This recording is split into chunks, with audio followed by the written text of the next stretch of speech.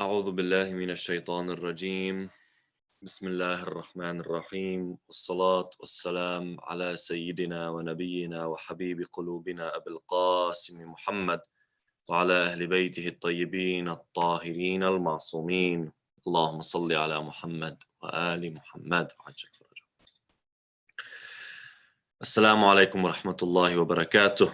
We will begin today's session, today's discussion with a loud salawat ala Muhammad wa ali Muhammad for Amir al-Mu'mineen. Allahumma salli ala Muhammad.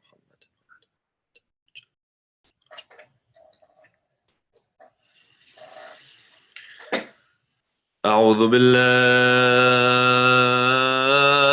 من الشيطان الرجيم. بسم الله الرحمن الرحيم.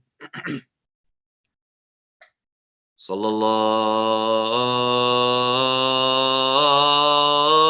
عليك يا سيدي ويا مولاي يا رسول الله. صلى الله عليك يا حبيب الله. Peace and blessings be upon you, Ya Rasul Allah. Peace and blessings be upon you, O beloved of Allah. Sallallahu alayka ya Mawlai. وابن مولاي يا أبا عبد الله الحسين وعلى أهل بيتك المظلومين وعلى التسعة المعصومين من ولدك. Peace and blessings be upon you, Ya Aba Abdullah al-Hussein. Peace and blessings be upon you and your blessed progeny. Peace and blessings be upon you and the 9 Imams from your lineage. صلى الله عليك يا مولاي وابن مولاي يا أمير المؤمنين. Peace and blessings be upon you, O my master and the son of my master, Amir al-Mu'mineen. السلام عليك يا ولي الله. السلام عليك يا خليفة الله. السلام عليك يا إمام المتقين. السلام عليك أيها المغدور به. السلام عليك يا مولاي. السلام عليك يا من أظلمت الدنيا لفراقه وتهدمت بعده أركان الهدى. Peace and blessings be upon you, O Master of human beings on earth. Peace be upon you, O the Caliph of Allah. Peace be upon you, Ya Amir al-Mu'mineen, the Prince of Believers. Peace be upon you, O you who was the one that after his death the world darkened. Peace be upon you, O you who is the one after whose death the pillars of guidance fell to the ground. Assalamu alayka ya Mawlai. يا علي بن أبي طالب ورحمة الله وبركاته. لا حول ولا قوة إلا بالله العلي العظيم. إنا لله وإنا إليه راجعون. For the love of Amir al-Mu'mineen alayhi salam, let's have a loud salat ala Muhammad wa ali Muhammad. Allahumma salli.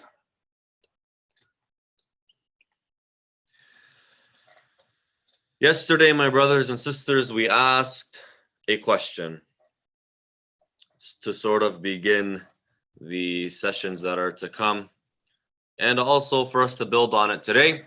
And the question that we asked, my brothers and sisters, is why do you worship? Although in the beginning just seems merely argumental, the premise of the question, my brothers and sisters, is extremely important to understand. And we said the premise of the question is this: will you prove the existence of God? You know that He exists. You know where the truth lies. What is that connection now between the belief that you have and the worship that you do? As in, why is it that after you believe, this belief has brought about something called worship? Where's the connection between the two? Where's the correlation between the two? Where you find that belief and action, yes, in the outside world, you find there's a direct correlation. But just because you find a direct correlation most of the time, it does not necessarily mean there's no incentive, there's no reason, there's no cause, there's no connection bridging the two together. As in, just because in the outside world you see that to every belief there's some sort of manifestation or action, that doesn't mean that to every belief there is an action that corresponds. Rather, sometimes you believe and the action does not sprout from that belief. Rather, they're mutually exclusive, where the action will come not necessarily from that belief. From there, we segued and said, well, why then do you worship? Is it merely cultural? Is it traditional? Is it something that our parents instilled in us? May God bless them for what they've instilled in us, which is not wrong. But is that now the incentive? Is that the reason that we worship?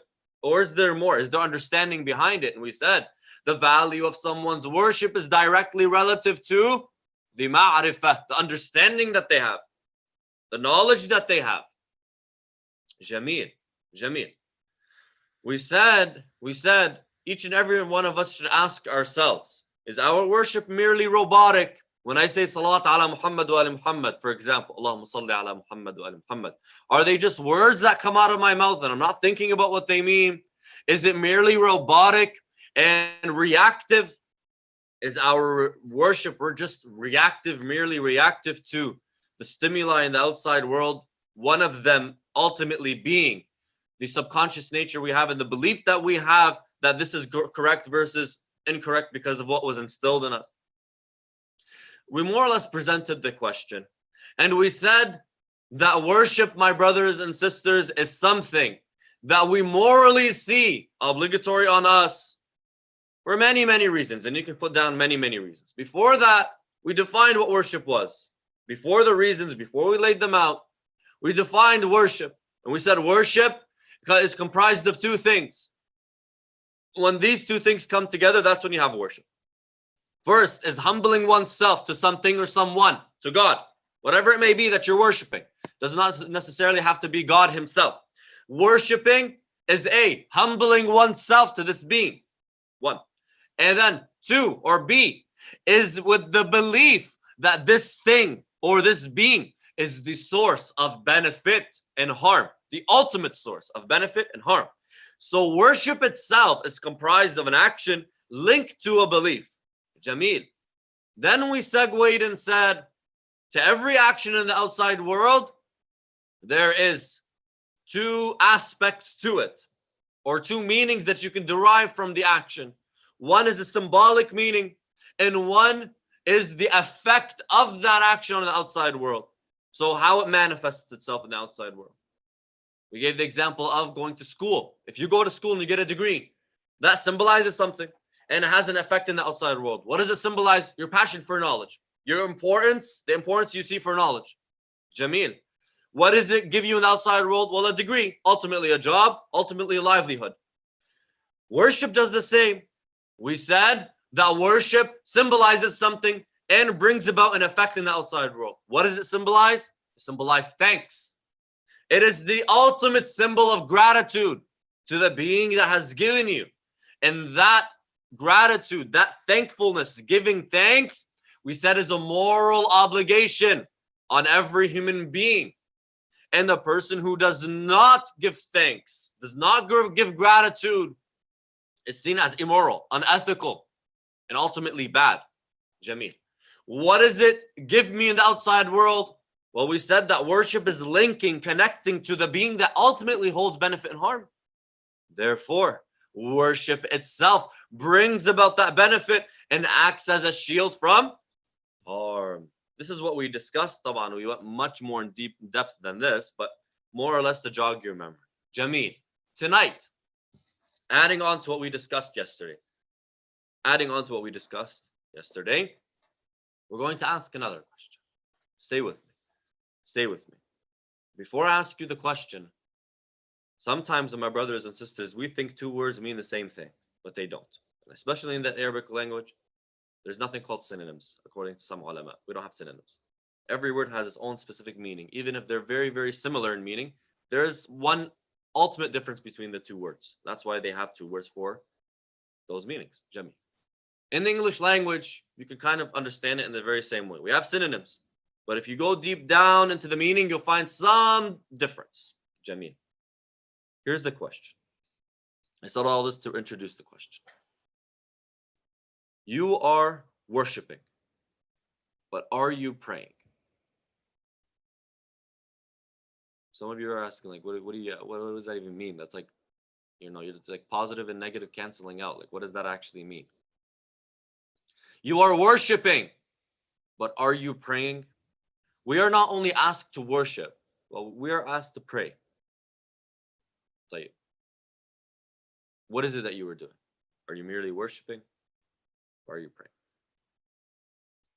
This question, my brothers and sisters, is also one of the most important questions. And out of the, how long we've been going for now, maybe 20 some odd lectures. Out of the 20 some odd lectures, this here is the question that we all need to answer. And it's probably one of the most practical lectures you're going to receive all of Shahr Ramadan from this humble servant. And if you want any lecture that is going to ultimately benefit you for the rest of your life, it's this discussion right here. Are you worshiping or are you praying? Jameel. Let me define the terms of the question so the question becomes clear. What's the difference between worshiping and praying? Well, we defined worshiping.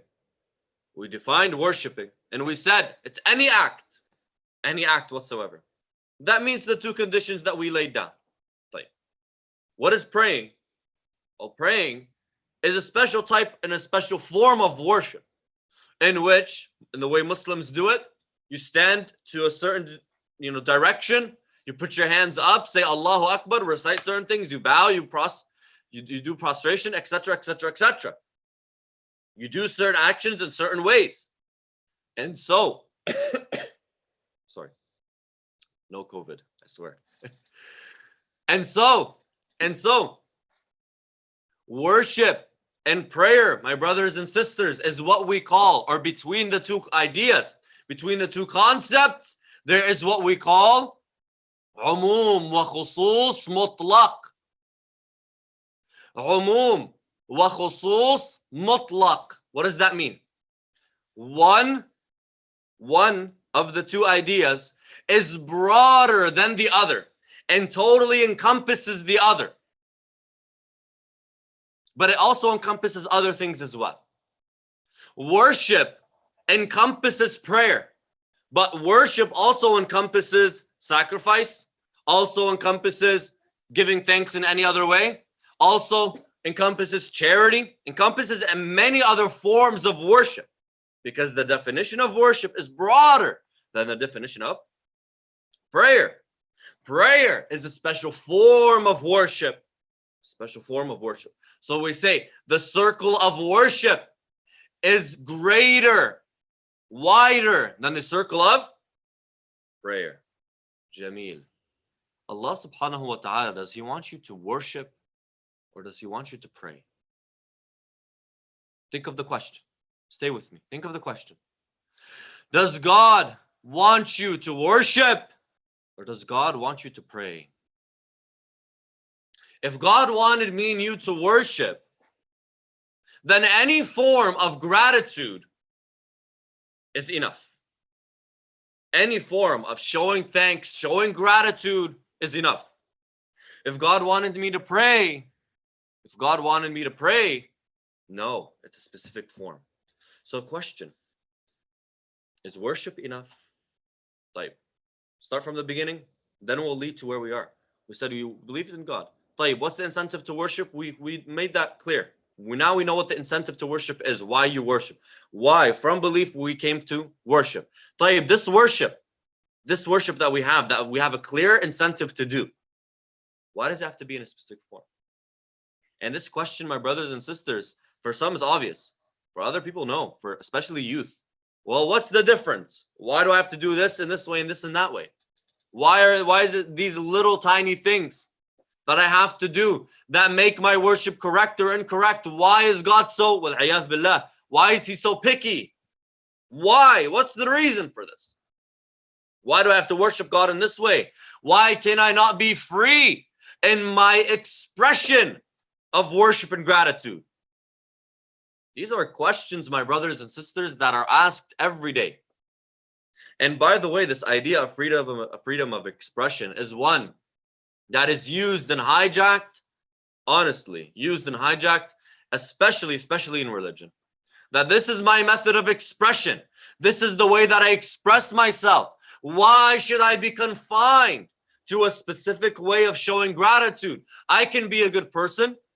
I can treat my fellow brother and sister well, and that is enough for a religious person. Why do I have to pray in this specific manner? No, I can believe God in my heart. Religion is in my heart. I don't have to manifest it in one way or another. I don't have to follow the rules. I don't have to do this. Religion is in my heart. I choose. Look, what's the word? I choose to show my gratitude, my love for God and His religion in the way I see fit. I don't have to wear hijab. I don't have to observe hijab for the brothers. I don't have to pray. I don't have to fast. I don't have to go to Hajj. Religion is in the heart. And the way I choose to manifest that gratitude is entirely up to me. Freedom of expression. Freedom of expression. And so you find people use this term, freedom of expression, hijack it, and start to mold their idea of religion and the practical aspect of religion, behind religion, to their desires. Under this title, under this decorative term of freedom of expression. By the way, freedom of expression in religion is very limited. I don't want to say very, I'll say limited. Limited to the rules. Limited to haram and halal. Jameel, not every form of expression is halal. Not every form of expression is good and okay and accepted. We as human beings, naturally, in the free world that we live in today, with a world that gives you no limits to expression whatsoever, we know, morally speaking, there's methods of expression that are wrong. Even if they don't hurt anyone, even if they don't infringe on the rights of others, there's methods of expression that are wrong. But because this term is so easily said and so easily accepted as a reason to do whatever you want, it has made its way also into the religion as well, through the minds of people, through the way that people think, some people think. And so they come forward and they say the way that we want to express ourselves is our own choice, and therefore our worship is our own choice. And religion is in the heart. You don't know how many times I've heard that. Religion is in the heart, you can't judge me. Religion is in the heart, you can't judge me. You're doing haram. You are literally holding a sandwich that has pork in it. No, you can't judge me if religion is the heart. Brother, you're not observing your hijab. You're literally looking at another man's wife. No, religion is in the heart, you can't judge me. Sister, you're not wearing your hijab. This is actually haram. No, you can't judge. Everyone brings it about in this way. Like, how do we go about looking at this and discussing it objectively? How do we go about answering this for ourselves? We're not refuting and discussing and debating. No, we're talking to ourselves, and I'm talking to myself right now, quite literally, because the screen is in front of me, and I'm seeing myself speak. So how do I answer this question? With this example. Listen. Let's say we had a village. In that village, there was a mix of Christians and Muslims, just like many of the villages that we have in Lebanon and in other parts of the world, Iraq, other parts of the world. Many villages up until today, Christians and Muslims live together. Now, I'm not talking in the city. We're talking in a small village, Jimmy. The head of that village is a Muslim scholar who is just with all of the inhabitants of that village and protects the people of that village, not in accordance to their belief. Rather, they are all his neighbors, all his family, and so he protects them all equally. Jameel. This person is a very pious scholar, as we said, and not just very pious, not just very, very pious, is very strict with his religion, as we all should be. Does not allow pork in his house, does not allow wine in his house, does not allow any haram whatsoever to enter his domain. What happens outside of his house, he can't stop. He can do nahi an al-munkar, but if the fellow Christian brothers and sisters or the fellow Christians there, they want to drink, they want to do this, he can't stop them. In his home, he does not allow it because his religion does not allow such a thing. Jameel. This village one day was attacked by the inhabitants of another village. They came to the wall of the village and they put that village under siege. Jameel. Everyone is starving inside the village. Everyone is suffering inside that village because of the inhabitants of another village who are sieging them. Jameel. That scholar comes out of his home. He goes to the wall of the village. He meets with the ferocious siegers or those that are standing in front of him, and he strikes a deal. And he saves everyone in the village, Christian, Muslim alike. Jameel. There's a point, so keep listening. They go back to the home. He sits in his home. All of a sudden, he hears the roaring of people outside of his door. He goes to the door, opens the door, and he sees everyone chanting his name. They all want to come in and thank him for what he has done. Jameel. He goes back into his home, sits down, and the people start coming in one by one, thanking him. A man comes in holding a wine bottle and presents it to the scholar as a present. Another man comes in and he's holding a pig. They're villagers, holding a pig. He presents it to the scholar. Puts it in front of the scholar in his home.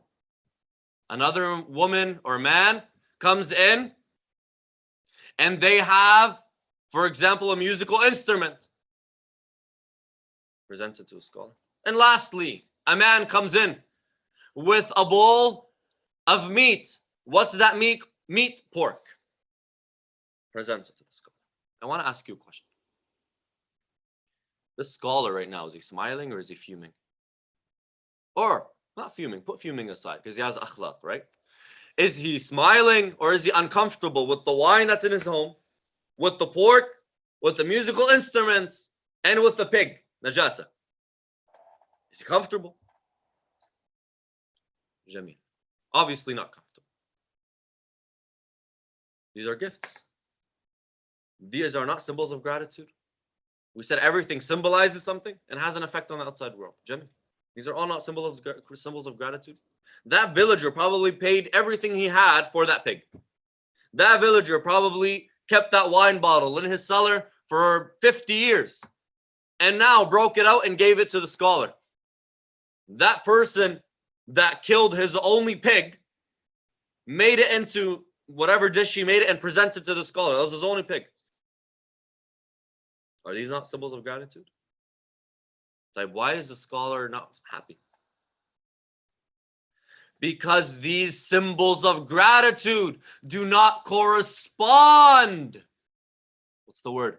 Do not correspond with the one that you are showing gratitude towards. For something to be considered the adequate symbol of gratitude, it must correspond with the person that you are presenting that gift to. There has to be some sort of correspondence or corresponding. There has to be some sort of equalness, or they have to match in some way. That's the word I'm trying to say. Fine. They have to match in some way. They have to fit together in some way. They have to be in one way or another counterparts of each other. The gift must be adequate for the one you are gifting the object to. And so this scholar, although he understands that behind it is gratitude and the outside world, is he happy or is he uncomfortable? Does he feel gratitude or does he feel insulted? Sometimes, my brothers and sisters, what we want to bring as gratitude can come off as an insult. As an insult. You want me to show you how it can also be more of an insult? Imagine one of those men comes in with a picture, wal-'iyadh billah, of a person, of a woman, dressed in a very, very, very provocative manner, and presents it to the scholar. Is that not insulting? More, put that aside. Let's say someone doesn't know that the Quran is the book for the Muslimin. This guy doesn't know anything. So he comes, he brings this person a Quran and an arrow through it. Wal-'iyadh billah. Thinking that Muslims hate the Quran. That Muslims think that the Quran is a pagan book. So what does he want to do? He wants to present the scholar. He wants to present the scholar with a symbol of loyalty. You don't like this book called the Quran, therefore I'm going to get you a Quran with an arrow through it to show you my loyalty. Not knowing that the Quran is the book of the Muslimin. There's gratitude behind it. There's gratitude behind it. He's showing his gratitude. But what's he showing his gratitude by doing? Insulting. Jameel. Jameel. So now we understand that the gift must be adequate for the one you are gifting this object to. Jameel. Jameel. This scholar, if he was to get an adequate present, it would have happened in two ways from these villagers that are Christian. Would have happened in two ways. By chance, or the person who wants to give the present asks, hey, what's an adequate present for this guy? To us, it's wine bottles. What is it for you? What do you consider valuable? They ask, what is an adequate present for the scholar? And who better than to ask than the scholar himself? Let's say they had to give a present. It was part of their tradition. They must, and the scholar must accept. The scholar says, no, I don't want it. And they persist.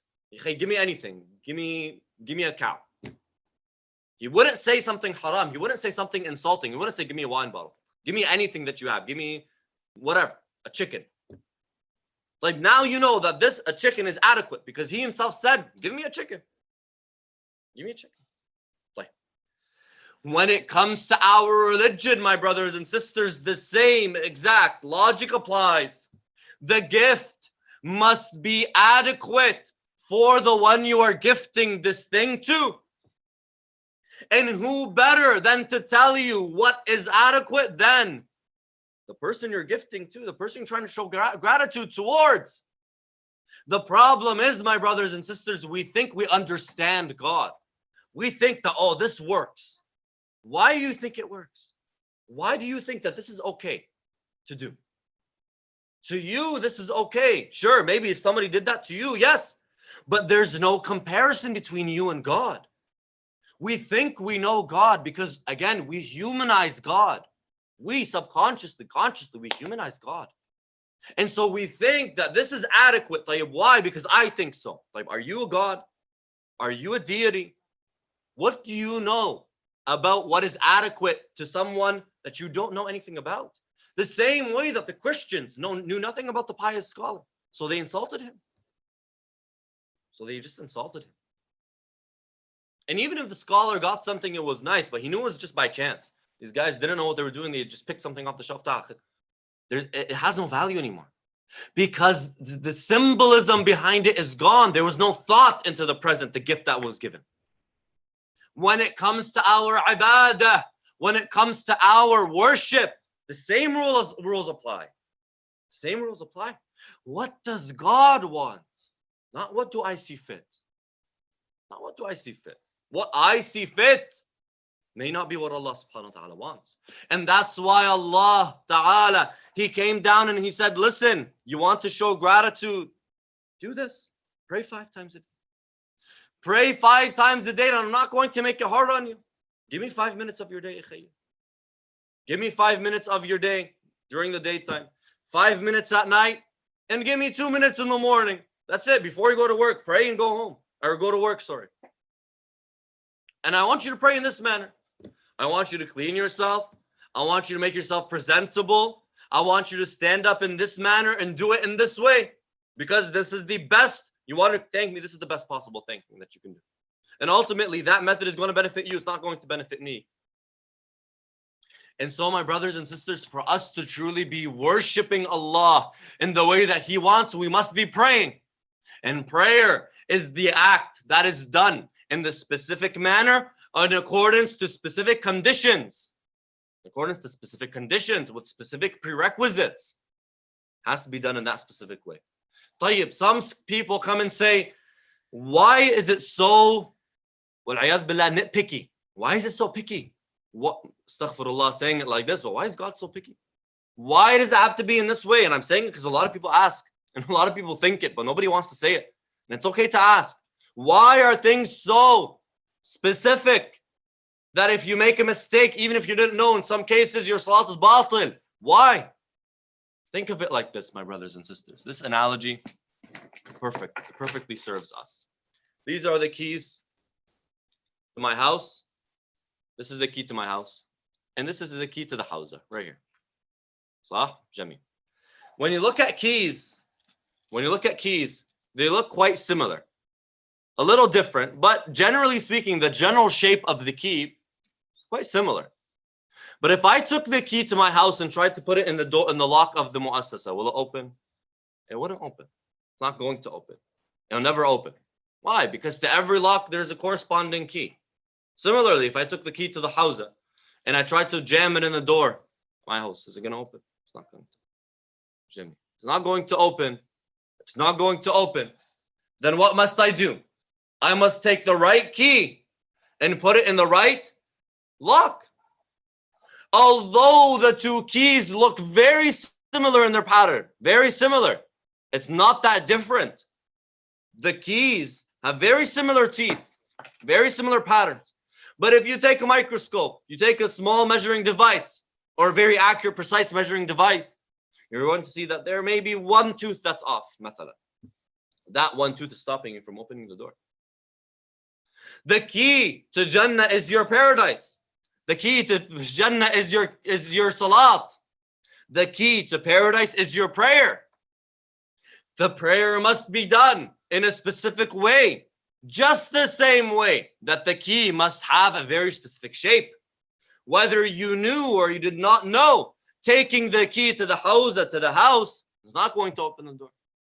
Not to say that every mistake in salat that's done is going to make your salat batil. No, there are some mistakes that are what we call mughtafara. It's okay. If you have an excuse, you have an excuse. Others, no, you have an excuse, you don't have an excuse, it's batil. It's wrong, khalas, it's done. The salat is done. What I'm trying to say, my brothers and sisters, not just know the value of the salat, know that you're praying correctly. Know that what you are doing is actually salat. Know that what you're doing is actually salat. Somebody comes and says, this man has been praying for X amount of years, 3-4 years, mathalan. And he's been doing this wrong. Like, yeah, his salat is batil. I can't say anything more to it than that. Oh, so all those years went out the window. What was he doing? He was standing in front of God. He was worshiping. Not worshiping in the right manner. He just wasn't praying. He was worshiping, but he wasn't praying. That's the difference. He was worshiping. Yes, 100% he was worshiping. Maybe Allah Ta'ala will reward him for the fact that he's worshiping, showing gratitude. But is he praying? No. God asked him to pray, not worship. Not just worship. No, he wants you to pray. And so there are common mistakes that people do in their salat, and they don't know. And they don't know. And they don't know until after. So after they come and they say, Shaykhna, what happens with my salah? And I sit with look at this person. What am I supposed to tell? What am I supposed to tell? Salat's a batil for the last 4 or 5 years. It's difficult, but it's the reality. So there are things that people do that I'm going to point out right now. Right now, we're going to point them out. And if you're doing them, fix them. Fix them so that your worship is actually prayer and not just merely worship. Some of the most common mistakes, my brothers and sisters, happen in salat, but most of them actually don't happen in salat itself. Most of them happen before. As in, they don't get to the salat. They don't even get to salat. It's before. It's before. What do I mean before? In the simplest things like tahara, najasa, okay, wash yourself, fine. Wudu.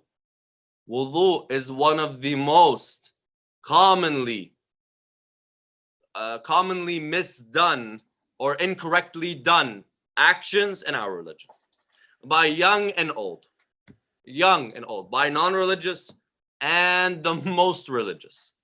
And I've seen it with my own eyes. I'm telling you, I've seen it with my own eyes. Sometimes it's harder to watch the religious person do wudu. I'm not kidding. Literally. Sometimes it's harder to see the religious person do wudu and not the non-religious person. The non-religious person, type, you understand this person is not coming to the mosque. He's not in the environment. This religious man or religious sister doing wudu, it's the hardest thing to watch sometimes.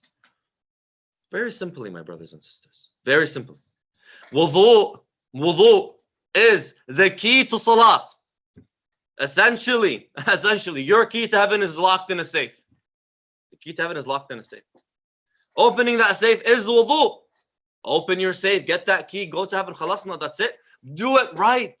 Do it correctly. How to do wudu? Very simply. Al-wudu ghaslatan wa mashatan. Wudu is 2 washes and 2 wipes. Very simply done. We all know how to do it.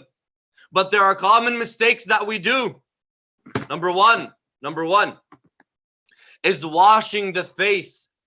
Washing the face more than twice. Washing the right arm more than twice. And out of precaution, not washing the left arm more than once. These things are commonly done and I see them a lot. One time I walked into the house. I always tell the story when I'm discussing this topic. One time I walked into the house, I walked into the bathroom. This guy was probably 40 years old. He was doing wudu in the bathroom. And I saw him, he was washing his, I think he was washing his face and then he was washing his arms. He washed his face literally like 5 times.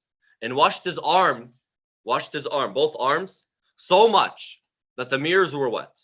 And by the way, this guy was bald. So I don't know how he's going to wipe on his head after. He was bald, so everything was wet. The walls, the ceiling. Whoever came after him thought that there was a water balloon fight in that bathroom.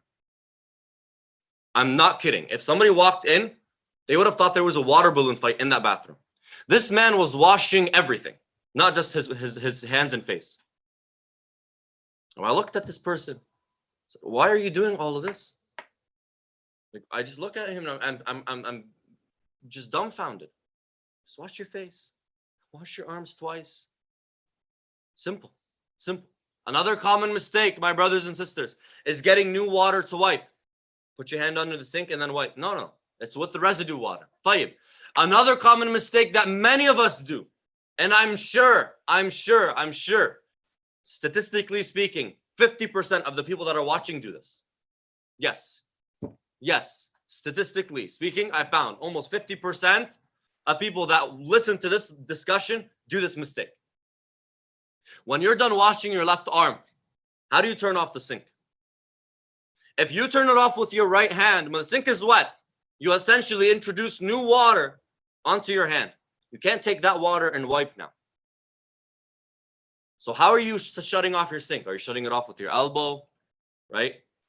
Or are you shutting it off if it's one of those ones that you lift up? Are you shutting it off with the back of your hand? How are you shutting it off? If you're shutting it off with your hand, you're pretty much messing up your wudu. Because again, you're introducing new water. If that tap is wet, if it's not wet, it's dry, something different. But 9 times out of 10, it's going to get wet.